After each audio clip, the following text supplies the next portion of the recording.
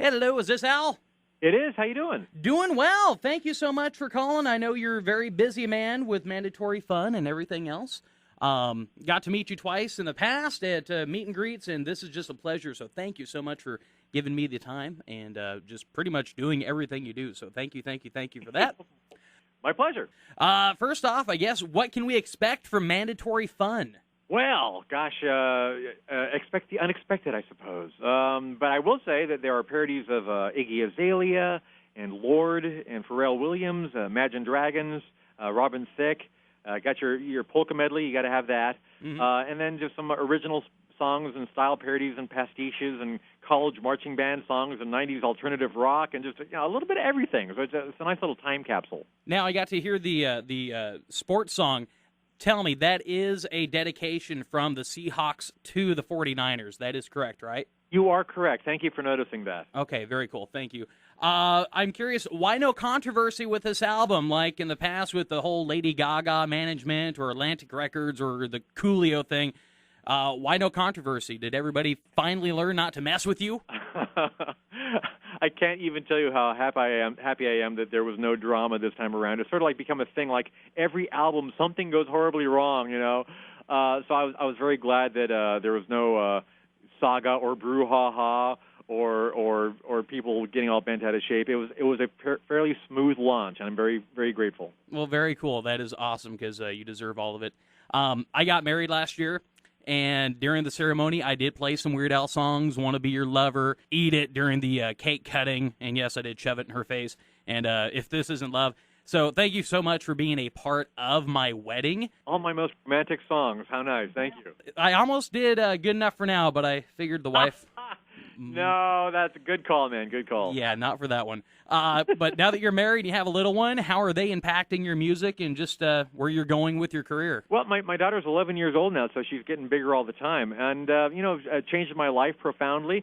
I don't think probably changed the way I write my songs or record my albums so much, other than, now I've got a spy in grade school. So I get to ask my daughter, like, hey, are people talking about Iggy Azalea? And she goes, well, yeah, let me get back to you. And then, oh, yeah, they're talking about her. Yeah, absolutely. Well, that's cool. Very cool.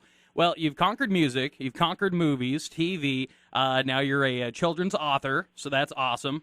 After mandatory fun, what's next on your great adventure? You going to conquer the culinary world? Will we see you on Master Chef or something? There's a lot of things I'm considering. I can't really talk about them because, they may or may not happen, but I've got a lot of very, very interesting offers down the road. After this promotional tour, I'm going to unplug for about a month and just sit on an island somewhere. But after that, I've got a lot of very, very interesting offers to consider. Okay, very cool. And, of course, this is your last album with your current contract, and you might delve more into the digital release. And just all I can say from the people like myself that still love the physical copy, please put out a CD once in a great while. Well, what you can do is you can download all of my digital downloads and then burn your own CD, and then you'll have one. Oh, my God. Technology. What? Holy crap. Wow. Okay. Well, thank you, Al. You're teaching me more and more every single day. The more you know. A couple questions we got from our fans when I was talking about this interview this morning. First one, is mandatory fun a metaphor for the current change in world politics and the upcoming global dictatorship that the world seems to be slowly experiencing? Sure. Okay, good. What wine goes best with a Twinkie wiener sandwich? Oh, a red, obviously. Okay, very good. And you've come to Yakima and rocked it in the past. Last time, a couple years ago, scheduling conflicts, which we completely understand.